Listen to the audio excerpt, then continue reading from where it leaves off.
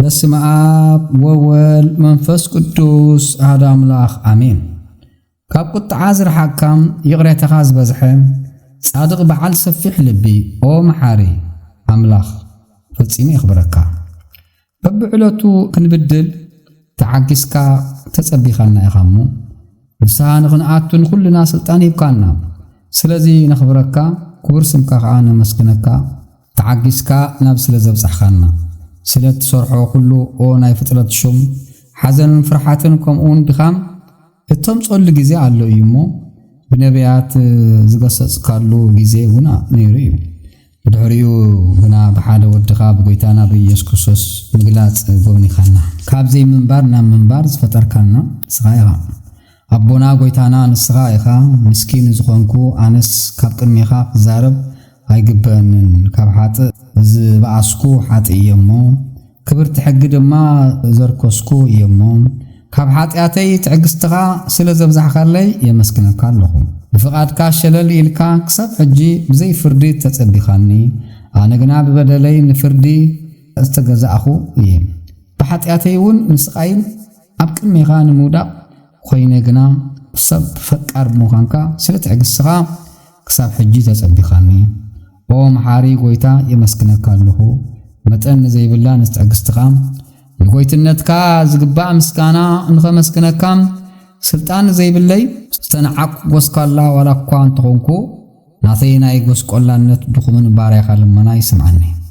ወሰን ብዘይብላ ፍቕርኻ ብዙሓት ንዘለዓለም ክብሪ ምስጋና ንግዛእን ንዓኻ ይግባእ ኣሜን። ብሓቂ ማሪ ይስሐቅ ምዕራፍ 2 ሓወይ ሰውነትካ ኩሉ ግዜ ንቐፋ ካብ ስጋ እትፍለየሉ እትሓልፈሉ ግዜ በጽሑ ይበላ ዳሕራይ ኣብ ዘለኽዮ ገዲፍክዮ ብትኸዲ ስራሕ ሎሚ ንምንታይ ባህ ይብለኪ ንዕኡ ብምርኣይ ቁሩብ ግዜ ሓጎስ ደስታ እትገብሩሉ ዳሕራይ ብዙሕ ዘመን እትስእኑሉ ዝቐደመ ስራሕኺ ፍለጢ ብስራሕኽዮ ስራሕ ምንም ከም ዘይኮነ ሕሰቢ ጽድቂ እንተኾነ ሓጢኣት እውን እንተኾነ ሙሉእ ዘመንኪ ምስ መን ክፈጺምክዮ ምስ ጎይታ ድዩ ዋላስ ምስ ሰይጣን እዩ?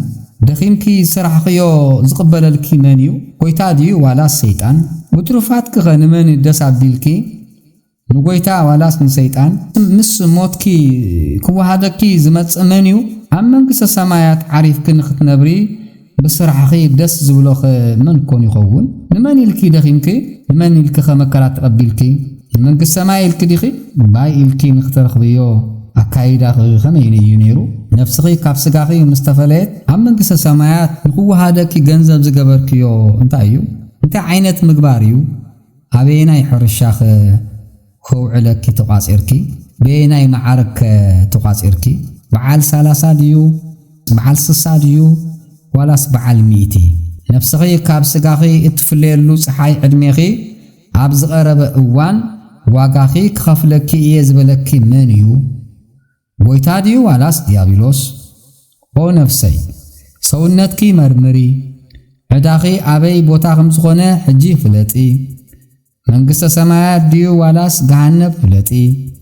ንዝሓርሱ ሰባት ዕረ ዘፍሪ ሕርሻኺ ዝሓረስ ኩሉ ማለት ኣብ ዝሰርሑ ሰባት ብድዐ ዘምጽአ ሓጢኣት እንተሰሪሕኺ እናተጸጸትኪ እናተጠሓስኪ ከይመሰየኪ ከሎ ሕጂ ብኸይ ስምዒ።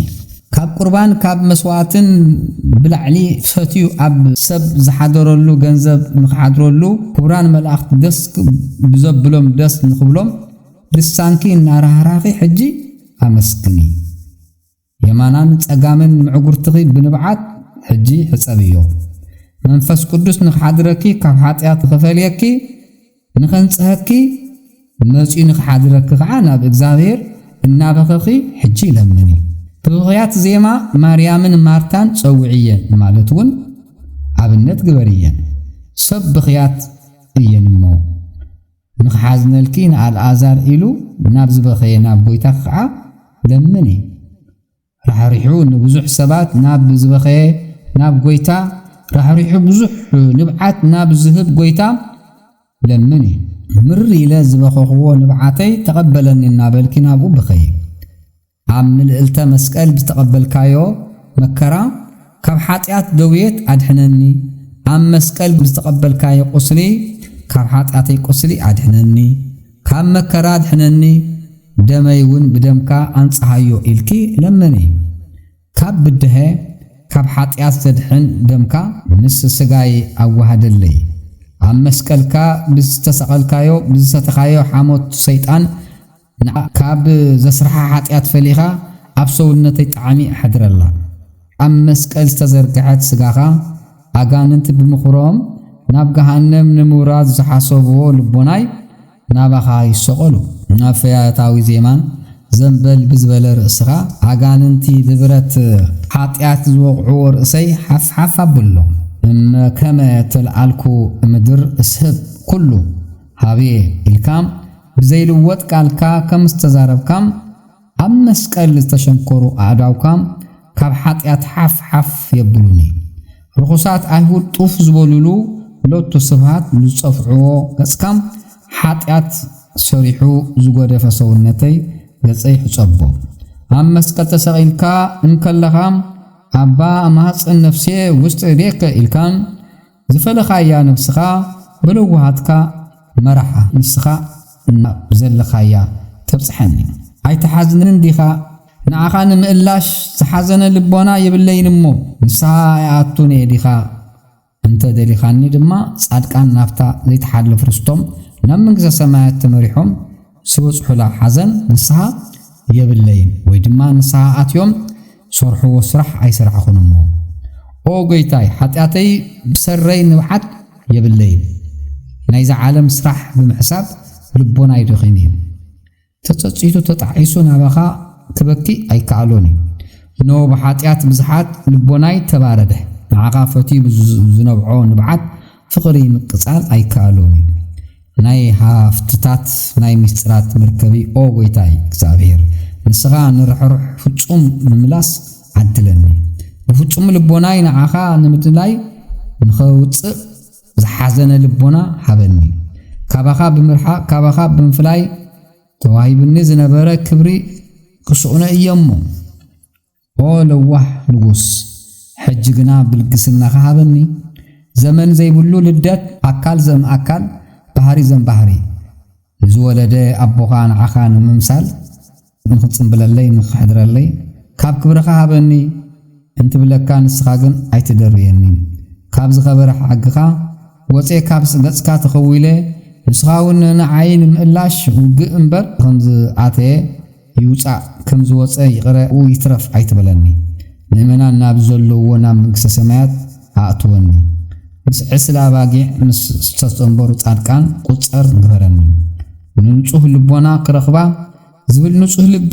ዝረድእ ናይ ኣምላኽነትካ ገንዘብ እትኸውን እኽሊ ምስጢርካ መግበኒ ካባኻ ዝተረኸበ ምስጢር ዝርእየሉ ብኣኻ ስለ ዝኣምኑ ስለ ዝተጨነቑ ዝውሃብ ጸጋ ክብሪ እዩ ናይ ጭንቂ ዝኸውን መከራ ዝዕገስ ተፈላለየ ስቃይ ንዝዕገሱ ሰባት ዝውሃብ ክብሪ ንኹልና ምስጢር ዝግለጸሉ ክብሪ በቂዕና ንኽንረኽቦ ጸጉኡ ዘብቅዐና ኮይንና ንኽንረኽበና ብጎይታና ብኢየሱስ ክርስቶስ ልውሃት ንሰብ ብምፍቃሩ ሕጂ ብዘሎ ዓለም ብዝመጽእ ዓለም ብዘይፍጸም ዓለም ሰብ ምፍታት ኣሜን ብሓቂ ኦ ግዜ ኣምላክ ኢየሱስ ክርስቶስ ናይ ምሕረት መርከቢ መዓትካ ዝረሓቐ ትዕግስትኻ ዝቐረበ ልውሃትካ ዝበዝሐ ህይወተይ ሓሉ ሓጢአተይ ይቕረብል ኣሜን ጸሎተ ምናሴ ኦ ዓለም ኩሉ እትገዝእ ናይ ኣቦታትና ኣምላኽ ናይ አብርሃም ናይ ይስሐቅን ናይ ያዕቆብን ናይ ጻድቃን ናይ ዘርኦም ኩሉ ሰማይ ምድርን ምስ ዓለምን ኩሉ ዝሰርዓኻ ንባሕሪ ብቓልካ ትእዛዝ ዝገሰጽካያ ጥልቀታት ዘርጋዕኻ ዘፍርሕውን ዝሃተምካ እንሆ ብምስኩን ስምካ እዩ ኦ ኩሉ ኣብ ቅድሚ ሓይልኻ ዝናወፅን ስንቅጥቀጥን ናይ ምስጋና ልዕልና ጸግዒ የብሉን እሞ ናይ ቁጣዓኻ መቕዘፍቲ ኣብ ልዕሊ ሓጣን ዘፍርሕ እዩ ትእዛዛትካ ይቕረታ ስፍሪ ቁጽሩ የብሉን ኦ እግዚአብሔር ንስኻ በይንኻ ልዕል ዝበልካ ኢኻ እሞ ካብ ቁጣዓ ዝረሓቕካም ይቕሬታኻ ዝበዝሐ መሓሪ ኢኻ እሞ ብናይ ደቂ ሰባት በደል እውን እትምለስ ኢኻ ኦ ሕጂ እውን ናይ ጻድቃን ኣምላኽ ንስኻ ዝስራሕኻዮ ንጻድቃን ኣይኮነን እሞ ንዓኻ ንዘይበደሉ ንኣብርሃም ንይስሐቅን ንያዕቆብን ኣይኮነን እሞ ናባይ ናብ ሓጥእ ንስኻ ተመለስ እምበር ልዕሊ ቁጽሪ ሓሸዋ ባሕሪ በዲለ እሞ ሓጢአተይን ብዙሕ እዩ እሞ ካብ ብዝሓተይ በደለይ ዝተለዓለ ናይ ሰማይ ብራኸይ ንኽርኢ ክንቃርር ኣግባብ ኣይኮነን ብእግሪ በረት ደኺምሉ ነፍሰይ ካብ ሓጢኣት ንኽዓርፍ በዞውን ኣይዓረፍኩን ቁጥዓኻ ቀስቀስኩ እምበር ክፍኣትውን ኣብ ቅድሜኻ ሰሪሐዮሞ ትኽፉእ ክጽበ ዘይረብሐኒ እንትበዝሕ ሕጂ እውን ብብርቱዕ ልቦና ይሰግድ ኣለኹ ናትካ ምሕረትና ለመንኩ ንጎይትነትካ በደልኩ ሓጢኣቱን ይኣምን ይምህለል ይልምንውን ይቕረበለለይ ይቕረበለኒ ንሓጢኣተይ ሓሊፍካ ኣይተሃበኒ ንዘለዓለሙን ክፍኣተይ ኣይተሓሉ ኣብ ውሽጢ ጥልቀት ምድሪ ኣይትበቀለኒ ንስኻ ናይ ዝኣተው ሰባት ኣምላኽ ንስኻ ልውሃትካ ኣብ ልዕለይ ክግለጽ ኣግባበይ እንኳ እንተዘይኮነ ብለውሃነትካ ብዙሓት ግን ኣድሕንካኒ ኣብ ህይወት ዘመነይ ኩሉ ግዘን የመስግነካ ናይ ሰማያት ሰራዊት ኩሎም ንዓኻ የመስግኑ ዘለዓለም ንዓኻ ምስጋና ይኹን ኣሜን ብሓቂ ዘለዓለም ይኹን